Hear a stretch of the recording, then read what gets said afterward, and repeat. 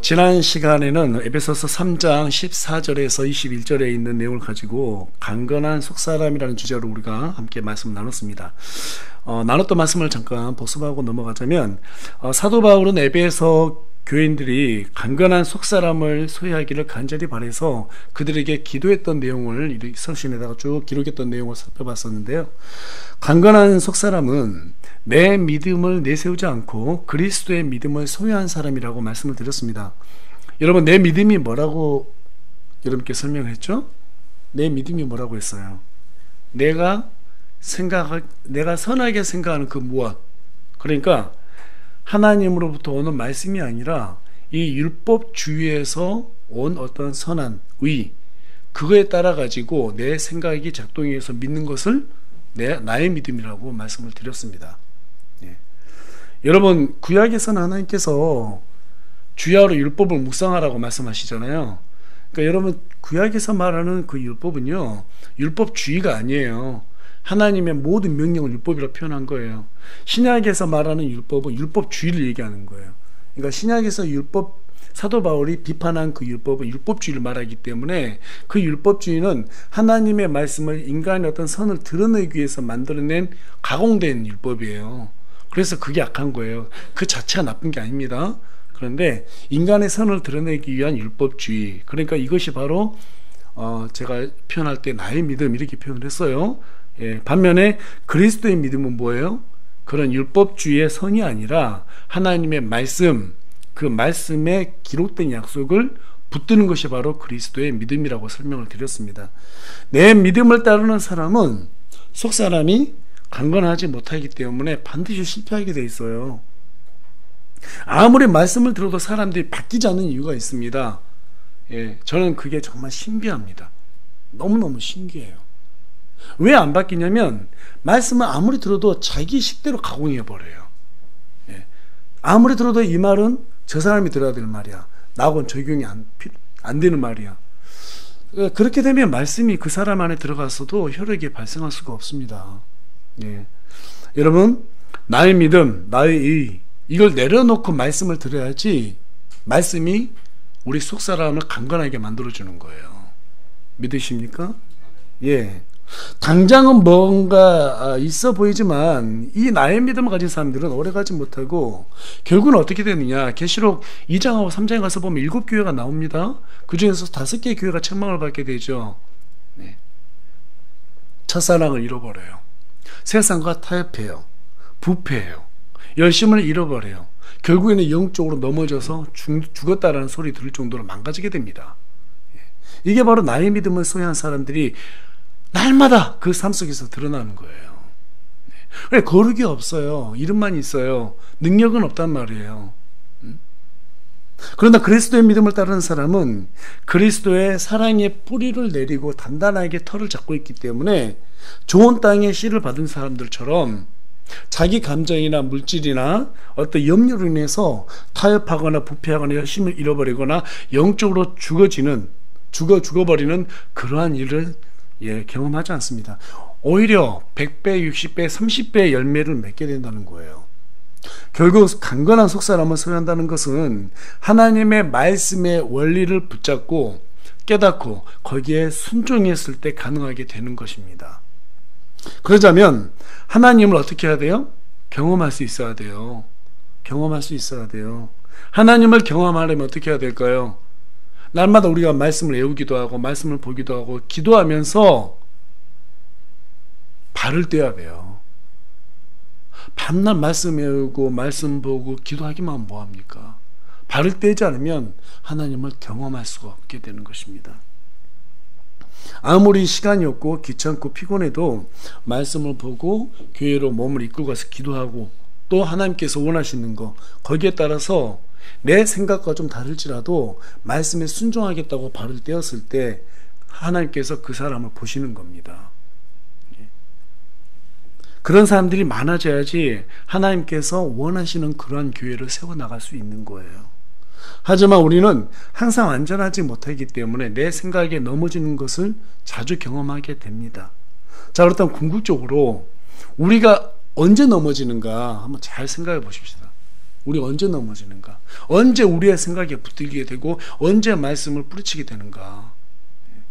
우리가 하나님께 어떤 사람으로 부름받았는지 잊어먹을 때 그렇게 되는 거예요. 쉽게 말해서 나에게 주어진 소명을 알지 못할 때, 또 나에게 주어진 소명을 잃어버릴 때, 그때 하나님을 무시하고 넘어지는 거예요. 많은 사람들이 성경을 아는 지식으로 우리가 소명을 감당할 수 있다고 착각들을 많이 하는데요, 그건 잘못된 생각입니다. 여러분, 아담하고 이브가 하나님께서 주신 명령을 몰랐기 때문에 선악과를 먹었나요? 몰랐기 때문에 불순종해서 죄를 범했나요? 아니죠. 알고 있었어요.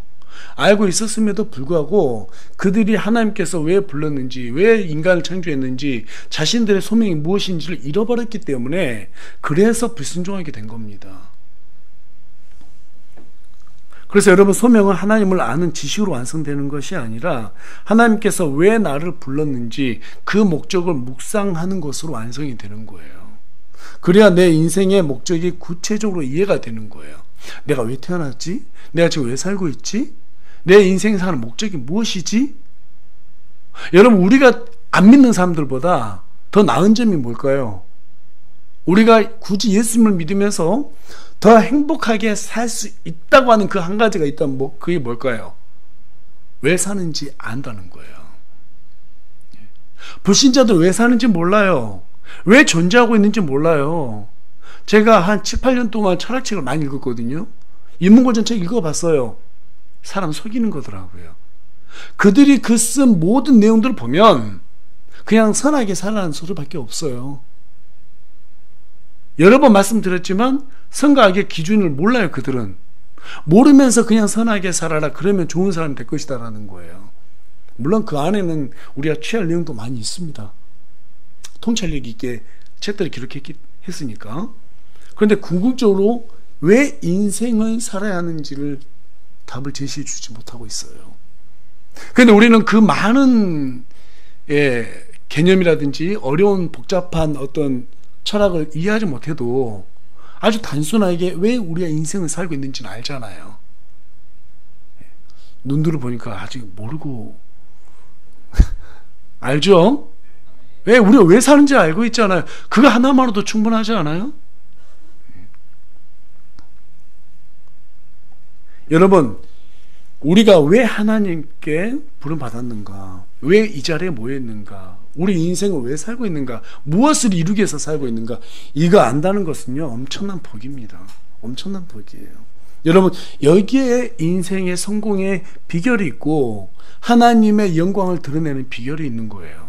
그래서 사도 바울은 너희가 부르심을 받을 때 얻은 소명에 합당하게 걸으라고 오늘 본문 말씀 있는 에베소서 4장 1절을 통해서 우리에게 말해주고 있어요. 물론 오늘 여러 구절들 쭉 살펴보면서 우리가 어떻게 사는 것이 좋은가에 대해서 말할 수도 있겠지만 이 한 구절에 정말 많은 내용들이 함축되어 있기 때문에 오늘은 에베소서 4장 1절 이 한 구절의 말씀이긴, 짧은 말씀이긴 하지만 오늘 이 말씀을 통해서 부르심을 받을 때라는 주제를 가지고 여러분과 함께 말씀을 나누면서 오늘 이 말씀을 통해서 저와 여러분이 우리에게 하나님께서 맡겨주신 소명이 무엇인지를 알고 또 담대한 그리스도의 믿음으로 속사람이 강건해지는 그런 귀한 시간이 되기를 간절히 소망합니다. 자, 1절에 가서 보니까 그러므로 주의 갇힌 자가 된 내가, 사도 바울은 에베소서 3장 1절에 이어서 또다시 자기 자신을 뭐라고 표현하고 있어요? 주의 갇힌 자. 예, 주의 갇힌 자. 사도 바울은 자기 집에 감금도 되었고 여러 감옥에 갇혀있기도 했습니다만 한 번도 자기 자신을 갖다가 감옥에 갇힌 자 그런 식으로 막 어려움을 호소하기 위해서 이런 표현을 쓰지 않았습니다. 사도 바울은 주의 갇힌 자라고 이렇게 표현했는데 이 표현은 로마서 16장 7절, 골로새서 4장 10절, 디모데후서 1장 8절에서도 거듭 반복하고 있습니다. 특별히 빌레몬서 1장에서는 1절, 3절, 23절에 무려 3번씩이나 반복할 정도로 바울은 자기 자신을 주님께 갇힌 자라고 표현하는 것을 좋아했습니다. 비록 이 때문에 감옥에 갇히기도 했고 매를 맞기도 했고 돌을 맞기도 하고 배가 파손되는 등 수많은 죽을 고비, 이 고난을 당했어도 오히려 그럴 때마다 바울은 자신이 주님께 쓰임받고 있다는 그 사실에 감격했고 감사했습니다. 골로새서 1장 24절에서는 뭐라고 표현하고 있냐면 고난에 참여하는 것을 기쁨으로 여겼다고 말하고 있어요. 여러분, 고통 속에서, 고난 속에서 감사하고 기뻐하고 감격하는 사람이 있단 말 들어본 적 있어요? 세상 사람들이 들으면 오해합니다. 그렇죠? 고통을 당하는데 막 기뻐하고 감격한다. 저 이상한 사람이 아닌가 해서 손가락질 할 거예요. 하지만 여러분, 성경은요, 이 위대한 사람 바울과 성경에 기록된 수많은 믿음의 영웅들을 통해서 하나님이 허락하신 고난은 감사와 기쁨과 감격을 동반한다는 사실을 우리에게 증명해 주고 있습니다. 어떻게 이 일이 가능합니까? 소명을 감당할 때 하나님께서 그 사람과 함께 해주기 때문에 그렇습니다. 여러분, 지금 이 말은 상당히 중요한 말이에요. 상당히 중요한 말이에요. 내가 내 목적을 이룰 때 하나님께서 함께 해주지 않아요. 하나님께서 그 사람에게 주신 소명을 감당했을 때 그 사람이 형통하게 되는 삶을 살게 되는 거예요. 여러분, 그렇게 살 때 또 한 가지 귀한 것을 얻게 됩니다. 그것을 경험했을 때 한 가지 또 귀하게 얻게 되는 것이 무엇이냐면 내가 지금 무엇을 위해서 살고 있는지 확신하게 된다는 거예요. 그런 확신이 있는 사람만이 바울처럼 자처해서 내가 주님께 갇힌 자라고 표현하는 거예요. 여러분, 주님께 갇힌 자로 살아간다는 것이 무엇을 의미하는지 아세요? 무엇을 의미하는 거예요? 그분의 목적대로 살아가기 위해서 내 모든 것을 내려놨다, 이 말이에요. 갇혔다는 것은 주님의 뜻대로만 살겠다라고 작정했다, 이 말이 지금 그 안에 내포되어 있단 말이죠. 거기에는 어떤 것이 작정되어 있느냐? 때론 가난해질 수 있다. 때론 직장에서 손해볼 때도 있고, 때론 건강을 해칠 때도 있고, 때론 창피함을 무릅쓰아야 될 때도 있지만 그 모든 걸 기꺼이 감수하겠다라고 하는 그러한 작정이 이 갇힌 자라는 짧은 단어 속에 들어가 있다는 것입니다. 이 짧은 문장 속에 그 모든 것이 다 들어가 있는 거예요. 하지만 참된 성도는 그런 모든 어려움이 있음에도 불구하고 그렇게 사는 것을 인생의 최고의 가치로 여깁니다. 그게 바로 참된 성도예요. 왜 그렇습니까? 그 뒤에 찾아오는 안식이 얼마나 소중한지를 하나님을 경험하는 그 과정 속에서 누구보다도 잘 알고 있기 때문에 그래요. 그래서 사도 바울은 이 좋은 것을 혼자 나누고 싶지 않았습니다. 그래서 주님께 갇힌 자가 되자고 여러 사람에게 말을 했는데요. 이제 그 내용이 로마서 16장 7절, 골로새서 4장 10절, 빌레몬서 1장 1절, 빌레몬서 1장 23절에 쭉 기록이 되어 있습니다. 빌레몬서 1장 9절에도 기록되어 있고요. 그래서 가서 보면은 내 친족이여 나와 함께 갇힌 자들인 안드로니고와 유니아에게 문안하라. 또 골로새서 4장 10절에 가서 보면 아리스다고와 바나바의 누이의 아들 마가한테도 그렇게 얘기했다라는 거예요. 또 뿐만 아니라 디모데도 있습니다. 빌레몬서 1장 1절에 가서 보니까 또 빌레몬도 있고요. 빌레몬서 1장 23절에서 가서 보면 에바브라에게도 사도 바울이 나와 함께 갇힌 자가 되자라고 문안했다라는 내용이 기록이 되어 있습니다. 바울은 여러 동역자들에게 자신과 함께 주님과 갇힌 자가 되자라고 이렇게 손을 내밀었어요. 그때 바울의 손을 잡은 사람은 바울과 함께 돌이킬 수 없는 영광의 길로 여정을 떠나게 되었고, 그 길 위에서 그들은 인생의 진정한 기쁨과 행복이 무엇인지 고난과 함께 경험하게 되었다고 성경은 우리에게 증언해 주고 있습니다. 나를 비우고 주께 갇힌 자가 되기를 여러분 소망하시기 바랍니다.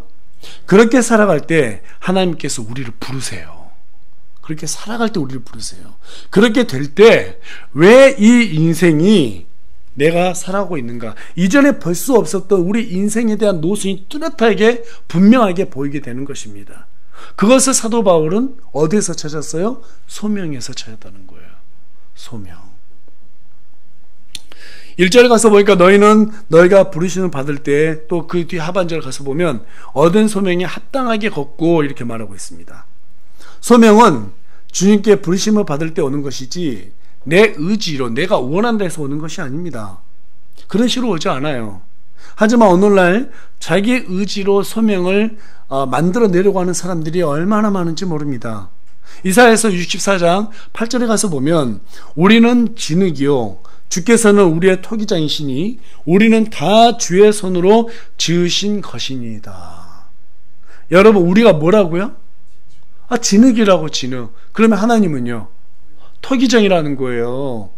우리가 어떤 모양으로 지음받든지 간에 그것은 하나님의 권한 속에 있어요. 하나님의 권한 속에 있습니다.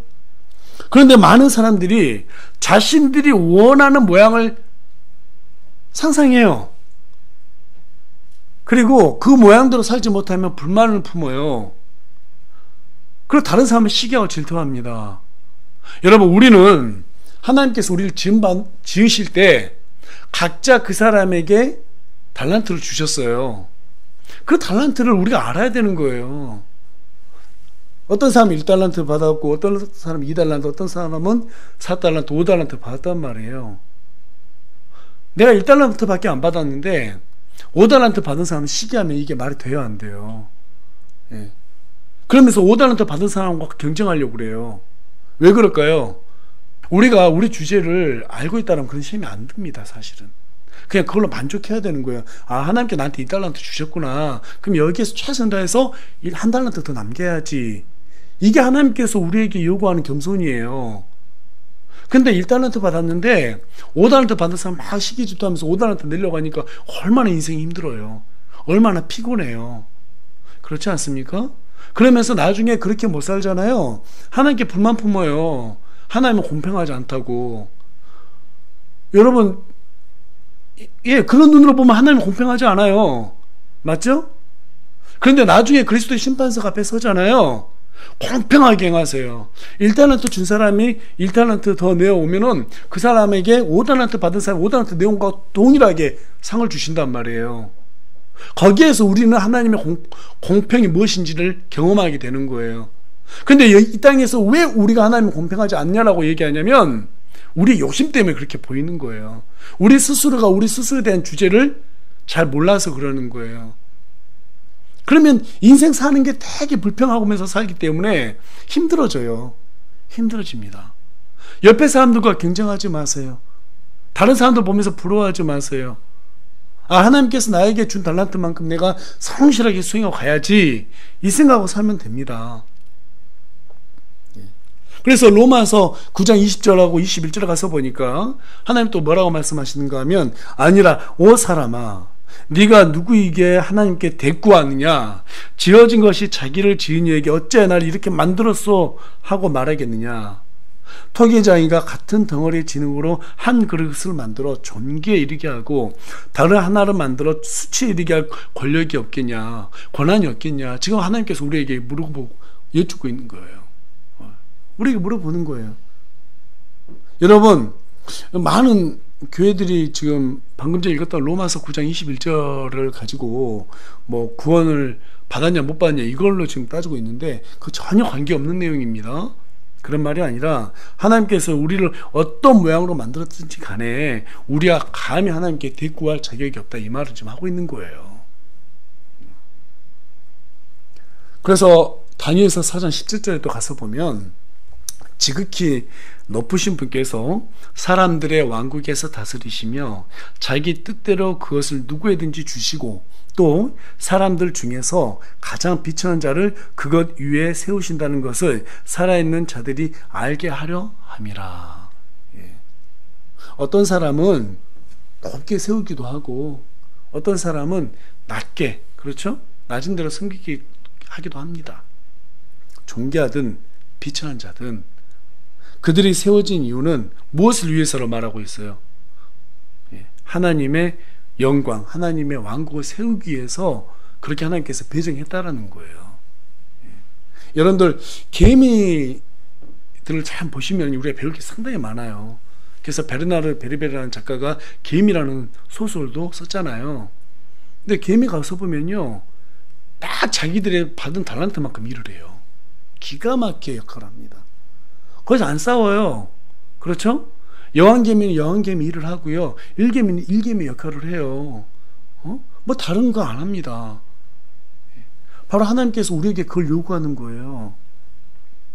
정결한 자든 비참한 자든 간에 하나님의 왕국을 세우기 위해서 각자 맡은 역할에 대해서 최선을 다해라. 그게 바로 하나님께서 우리를 부르신 소명의 유형 중 하나다, 이렇게 지금 말해주고 있는 거거든요. 그것을 위해서 하나님께서 무엇을 세웠어요? 바로 교회를 세우셨단 말이에요. 교회를 세우기 위해서 부름받은 사도들이 예수님께 드려야 했던 말이 무슨 말이었어요? 누구든지 나를 오려거든 자기를 부인하고 자기 십자가를 지고 나를 따르라, 이렇게 얘기했단 말이죠. 소명은 여러분 십자가를 지는 자리입니다. 잘 되고 잘 먹고 잘 살기 위해서, 복받고 이 땅에서 호의호식하기 위해서? 아니요. 그렇게 여전히 하나님을 믿는 목적을 거기다 두고 있는 사람들은 여전히 영적으로 깨어있지 못한 사람이고, 여전히 하나님을 왜 믿고 있는지 전혀 모르는 사람들이에요. 소명은 여러분 십자가를 지는 자리입니다. 자발적으로 자발적인 희생으로 완성되는 자리예요. 그렇다면 이 시대 가운데 우리는 무엇을 중심으로 이 소명을 받게 되었을까요? 에베소서 1장 23절 말씀으로 다 같이 한번 읽어보겠습니다. 한 목소리로 크게 읽겠습니다. 시작. 교회는 그분의 몸이니 곧 모든 것 안에서 모든 것을 충만하게 하시는 분의 충만이니라. 여러분, 우리가 무엇을 중심으로 이 소명을 받았는가 하면 교회를 통해서 하나님께서 충만하신 자신의 영광을 드러내기 위해서, 그 영광을 위해서 우리가 부름받았다는 사실을 잊으면 안 되는 것입니다. 신약시대에서 모든 성도들의 소명은 그리스도의 몸된 교회를 세우기 위해서 부름받았다는 거예요. 교회는 여러분 자기 만족을 위해서 또는 열심을 내기 위해서, 그것을 인정받기 위해서, 자기 자신을 증명하기 위해서, 그래서 세워지는 곳이 아니에요. 내가 열심히 일해가서 내 능력 한번 보여줘야지? 그거 교회 섬기는 거 아닙니다. 자기 섬기는 거죠. 여러분, 그런 생각으로 교회를 세운다는 것은 여러분 허세로 뭉쳐진 자신의 야망을 소명으로 착각하는 사람이라는 일이에요. 허세예요, 허세. 소명은 우리가 태어날 때부터 하나님께서 우리 각 사람의 영적인 DNA에다가 심어놓는 것이기 때문에 그것이 어떤 모양이든지 우리는 하나님께서 우리에게 요구하시는 것을 분명하게 알 수 있게끔 되어 있습니다. 알 수 있게끔 되어 있어요. 왜 그것을 모를까요? 모르는 이유는 간단해요. 내가 원하는 소명이 있거든요. 그걸 딱 제거하고 나잖아요. 거품을 다 제거하고 나면 그것을 모를 수가 없다니까요. 다 알 수 있게 되어 있어요. 그것이 내 마음이 들든지 들지 않든지 하나님은 그걸 중요하게 생각하지 않습니다. 하나님께서 중요하게 생각하는 것은 그 부르심에 순종할 것인지 순종하지 않을 것인지 우리에게 선택을 요구하십니다. 만일 거기에 순종하면 우리의 인생은 무엇을 하든지 형통하게 돼 있어요. 형통의 비결이 바로 여기 있는 것입니다. 왜 그렇습니까? 왜 형통하게 될까요? 이사야서 48장 15절에 가서 보면 나 곧 내가 말할고 참으로 내가 그를 부르며, 누가 지금 불렀다는 거예요? 예, 우리 하나님이 그럴 사람 불렀다는 거예요. 그를 데려왔나니 누가 그 사람을 데려왔다라는 거예요? 우리 하나님이 데려왔다라는 거예요. 그가 자기 길을 순탄하게 하리라. 하나님께서 불렀고 하나님께서 데려왔기 때문에 그 사람은 순탄하게 된다라는 거예요. 계속해서 요한복음 15장 16절에 가서 보면 너희가 나를 택하지 아니하였고 내가 너희를 택하여 세웠나니. 지금 하나님께서 우리를 택했다고 말하고 있습니다. 우리가 하나님을 택했다는 게 아니에요. 누가 세웠다는 거예요? 하나님께서 우리를 택하셨고 하나님께서 우리를 세우셨다는 거예요. 이것은 너희가 가서 열매를 맺게 하며 너희 열매가 남아있게 하려 하며. 하나님께 부르심에 순종하는 사람은 하나님께서 책임을 지십니다. 그러나 자신을 속이고 순종하지 않은 사람은 무엇을 하든지 자신들이 책임지게끔 돼 있어요. 그래서 형통할 수가 없는 거예요. 불행하는 거예요. 여러분, 만일 망치가 사비하는 일이 부럽다고 그래가지고 주인한테 가서 나 사비하는 일 시켜주세요 라고 해서 사비하는 일을 한다고 한번 생각해 봅시다. 그 망치 어떻게 될까요? 망가지겠죠? 일도 안 되고 망가져요. 또 토비하는 일이 부럽다고 그래가지고 삽이 나무를 자르겠다고 고집 부리면 어떻게 되겠어요? 망가지는 거예요. 여러분, 또 비유를 들자면 오케스트라가 있습니다. 바이올린 켜는 바이올리니스트가 첼로를 키면 어떻게 될까요? 첼로를 켜야 될 사람이 바이올린을 키면 어떻게 될까요? 그 공연은 망치게 될 것입니다. 그렇게 되겠죠? 오늘 우리 이렇게 예배 드려요. 제가 말씀을 선포하기 위해서 하나님께 부름을 받았는데 우리 박장경 이제 야 나와 내가 피아노 칠게. 저 피아노 전혀 못 치지 모르거든요. 도레미파 솔라시도가 어디 있는지도 몰라요. 근데 제가 친다고 거듭하면 오늘 이 예배가 어떻게 되겠어요? 제대로 망치겠죠? 오늘 말씀 전혀 준비 안 돼 있는 박정희 이제 올라와서 어버버 하면 어떻게 되겠어요? 오늘 예배 다 망치는 거예요. 저는 피아노 못 치거든요. 그래서 각자가 잘할 수 있는 거 가지고 하나님을 섬기는 거죠. 부르심의 목적이 다 따로 있습니다. 그렇지 않습니까? 그렇게 살았을 때 우리가 형통한 삶을 사는 거예요. 여러분, 이것이 바로 영적인 원리예요. 영적인 원리예요. 여러분, 형통한 삶을 살기를 원하세요? 어째 아멘이 좀 적습니다. 형통한 삶을 살기를 원하세요? 네. 그렇다면 받은 소명에 합당하게 걸어야 합니다. 사도 바울이 받은 소명에 합당히 걸으라고 우리한테 말하고 있어요. 우리가 매일 묵상을 날마다 올리고 있는데 그 오스왈드 챔버스 목사님이 이번 주 중에 올렸던 말씀 중에서 눈에 밟히는 내용이 있더라고요. 오늘 주제하고 참 일맥상통한다고 그래가지고 제가 그 문장을 좀 가져왔는데요. 잠시 소개해 드리겠습니다. 우리는 자신의 순교를 스스로 선택해서는 안 됩니다.